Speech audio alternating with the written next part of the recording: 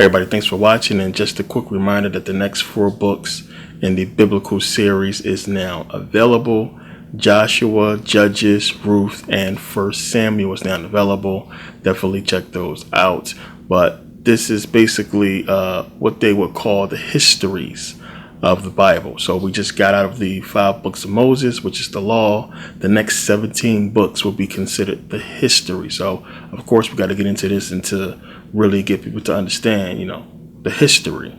And it brings us, to this video and really getting into the question which many people ask, and that's the history of the Bible. What is the history? What do we know about the book itself as far as the history of the book? And it's something that I, of course, touch on in my videos and understanding the history. So again, you have biblical history and you have actual history. This is the thing that the people get confused and don't really want to, address the 2 separate histories. And you have to accept one.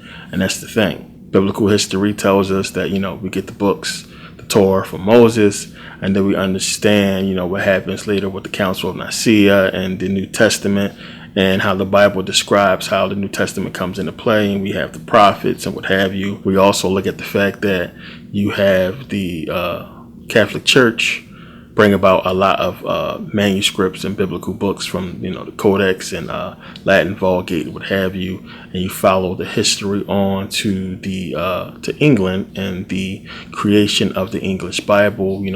We have the Bishop's Bible, we have the Great Bible, what have you. We have the Geneva Bible. We have so many different Bibles, as I talked about before the King James Version. And, getting into the one that would precede all of these books is definitely something that people need to look into, and understanding about the Septuagint Greek, and understanding when you hear people express that you have the Old Testament written in Hebrew, that of course we never had the Old Testament written in Hebrew. As I talk about in my videos, we only get the Septuagint Greek, and we only get an explanation of the Septuagint Greek outside of the Bible. And the Septuagint gives us an early explanation of how it came about. And this is what people need to look into, the letters of Orestes, as I talk about in my series on the Hebrew Israelites. But the history of the book, and going back and trying to figure out where it came from, this is where it's going to lead you. And it's up to people to really make their decision from that point as to follow the book based upon that history or the biblical history. Now, if you follow the biblical history of the book, it's going to take you into all kinds of things that it's not going to be able to be proven. And, it's going to leave you with a lot of questions. And the more we look into the true history of the Bible, this is where you're going to find, a lot of flaws, a lot of problems with the book when it's talking about the manuscripts. And this is what a lot of people get into in studying the history, is the many manuscripts that was created to give us the books that we have today. But you still have to come away with the understanding that these books come from, or was copied from, the Septuagint Greek, and that we do not have a biblical manuscript that predates it at all. That's important to note for people who are really trying to understand what's taking place in the Hebrew Israelite doctrine, that when you go back as far as you go and look at the history of where the book comes from, it begins with the Greeks. The Hebrews will talk about King James and the King James Version, and how King James was a black man, and how we basically get the true translation of the Hebrew law, or the Hebrew Bible, or the Bible itself, from King James, and that we should basically ignore the rest of the books, which it's up to you guys to really understand that. But you have to understand that none of the books that predate the King James Version, including the King James Version itself, cannot exist without the Septuagint Greek. And we follow that. So when we get into the errors of the Bible, the many books and passages that was written, things that was taken away, things that was added, so on and so forth, It's not so much of the history of the book; it's the validity of the book. That's the issue. That becomes the main focus of the Bible: the validity, and getting people to understand that we're not talking about a literal book of events and things that actually occurred, but this is a book that has a deeper meaning to it, as I talk about in many of my videos. So, for the people who have not seen all the videos, and a lot of people are new to the channel, and a lot of old videos I put up and really getting into this stuff, really try to get people to go and look at some of the older videos. That's Game the Bible and Christianity Finally Explained. It's definitely a video you should watch. People who are interested in the Hebrew Israelite doctrine should watch the videos I have on the Hebrew Israelites or what have you.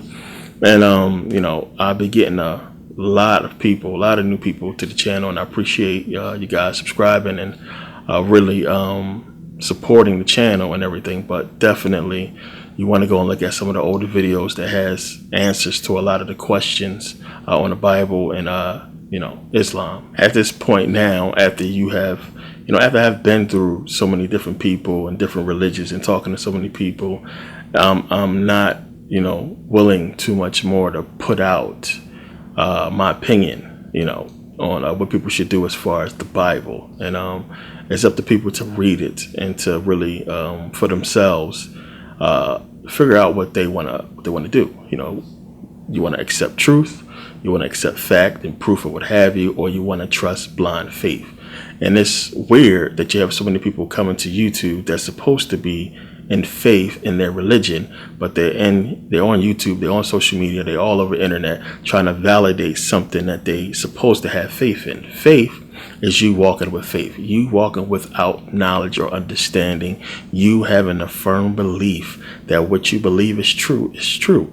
Now, if you believe something is true and you have faith, then what are you here for? What are you looking for? You are supposed to just go along with what you have been told and not to seek out any type of confirmation or any type of confrontation that's going to, give you validity for your doctrine. That's what faith is all about. You sticking with what you say and believe is true and not going out there and cussing people out because they don't believe as you believe. So what I believe is the people who really want the truth is going to find the truth.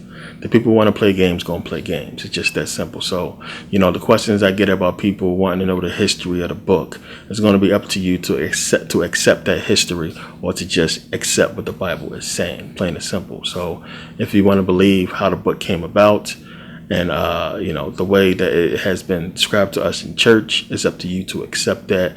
If you want to look at facts and proof and what has been proven to be true and, do your own research, then you're all welcome to, go ahead and do that. And this is going to be the best way for you to really come to the conclusion that you want, that you can accept, is when you do the research on your own and you are not told, what to believe or what to think.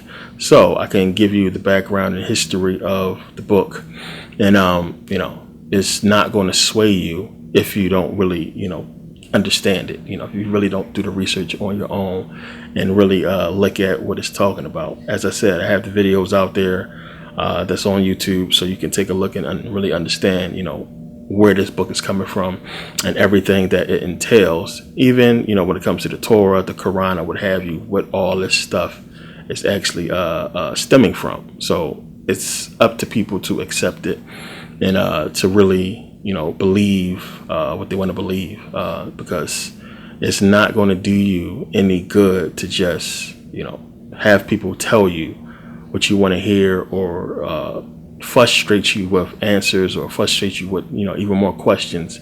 It's better when you just go out and look and do the research. The best place to start, as I said, ancient Greece with the Septuagint, with LXX. Take it from there and you'll see exactly where it leads you. Now, the biblical series that I have started is basically the insight into the books itself, going deeper into what the verses is talking about and what it's really trying to tell us. So if you started watching it, you understand, what I'm talking about. But it's to really get people to really look at the Bible differently. It's tough for people to, look at the book, start reading it, and really understand what a lot of it's talking about. And the Bible gives you a lot of unnecessary things. Like when you look at the, book of Joshua, half the book is basically the conquest of the Israelites, and then the other half is basically them splitting up the land. So you have, well, the last 12 is basically them telling you exactly what people got what and what they got, and so on and so forth. So it's a whole 12 verses, a whole 12 chapters dedicated to just that. And we see this a lot, with genealogies and things like that in the Bible, where a lot of the chapters is taken up by just pointless information that we don't need to know at this point. So some people try to read that stuff and they get confused and they get bored and they just stop reading the Bible altogether. So you got to understand where this stuff comes in at, and not to really read it or really try to understand it at this point. So my idea in putting out the series was to get people to really understand what this stuff really is talking to, and how it pertains to our situation today, and to where we are at today as a people, because the Bible is giving you a lot of clues that people believe is prophecy, but as I talk about, it's just an agenda of the people who basically wrote the book.